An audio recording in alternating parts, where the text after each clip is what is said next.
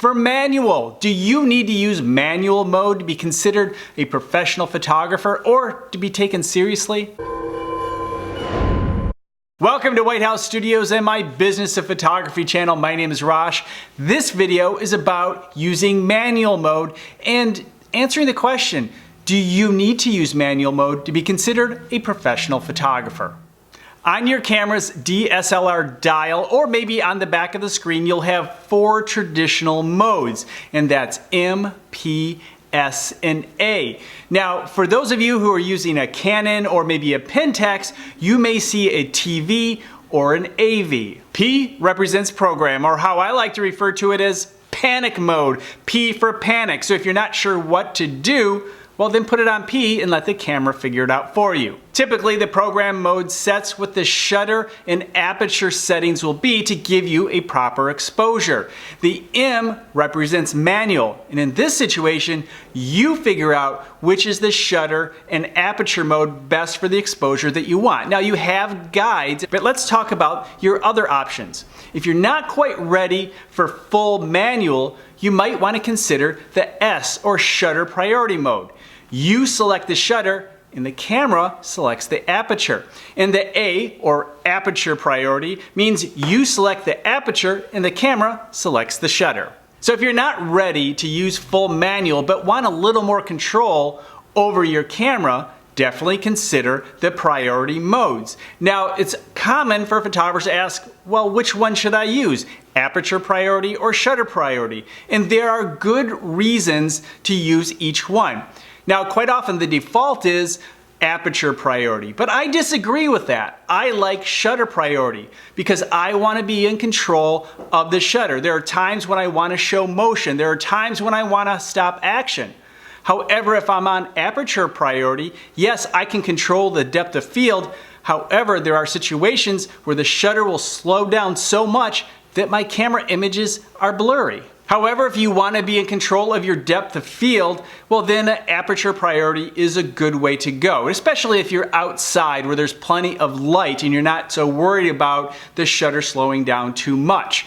But you have to remember, both shutter and aperture priority are general averages. If you really want to get more specific, you need to go into manual mode for more control, or use one of the icon settings. There are a number of different types of icon settings depending on the type of camera you use. There's often a sports selection which will try to make your shutter speed as high as possible to stop action. And you may see one with little mountains in it. And that icon represents a landscape mode, meaning it's going to try and give you the highest depth of field possible. And there are others for portrait, giving you a shallow depth of field. There are many different specialty icon modes that you might want to explore depending on your specialty of photography. Depending on the type of camera you have, there are program and automatic modes that go above and beyond the basic program option of controlling shutter and aperture. These other program modes will also control your ISO or even your exposure metering. Back in the days when film was king, we purchased film based on the ISO. So if you purchase 100 ISO, you used 100 until you're done with that roll of film. Now, if you needed more light sensitivity, in other words, you were photographing inside, you very well may use a higher ISO, such as 800 or 1600 ISO. And the general rule was this: you would get what was referred to as more grain, and that grain was able to capture more light in lower light situations, but it also showed up in our images. So if you wanted higher quality images, you used a lower ISO, such as 100, where the grain wasn't quite as big and it was much more refined, and you could blow it up bigger, and it was a much higher quality option. The same is true in a different way, but similar, when it comes to digital photography. But instead of grain, we refer to it as noise. And the higher your ISO, the more noise you'll get in your images. So yes, 100 traditionally is going to give you better quality than 6400. And that's the way you generally judge it. But you may need 6400 in a low light situation. So it's up to the photographer to figure that out. And when you're using manual mode, that's what you'll do. You'll have to figure out what is necessary for the situation or the environment in which you're photographing.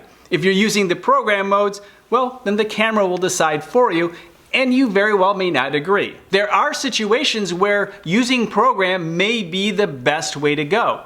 But these are situations where everything is fast-paced and moving. You don't have time to make adjustments, so you're going to depend on the camera. And this is usually an event or maybe a big photojournalistic scene or situation that you're unfamiliar with and you just want to make sure that you get the shot. And you can make adjustments later in Lightroom and Photoshop. It's more important to get the shot than worry about the exposure.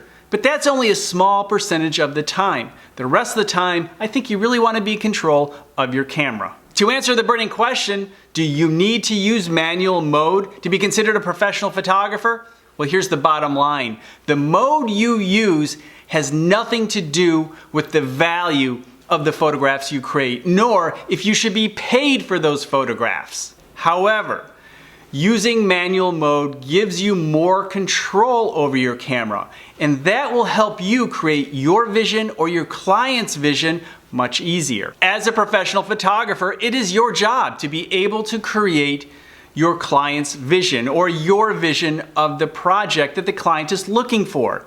And understanding manual mode gives you an advantage over people who are using program, which just gives people an average of the situation, an average exposure of the scene.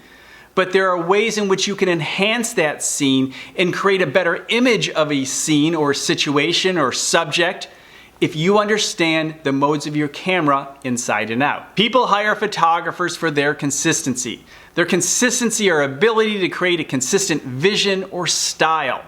And if a camera is on automatic mode, the camera is going to make adjustments that may totally disagree or not create the look that you're going for. If you're on an automatic mode, you're dependent on the priorities of the camera. And I often disagree with the priorities of my camera. And that could include focus priorities as well as exposure priorities. There are different parts within a scene that I want exposed at a certain level. I mean, here's the secret. There is no proper exposure. There is only an average that the camera can base off an algorithm. And there are ways in which you can actually figure out what that average is. And we had to do that in the film days to make sure that we're getting the best exposure possible.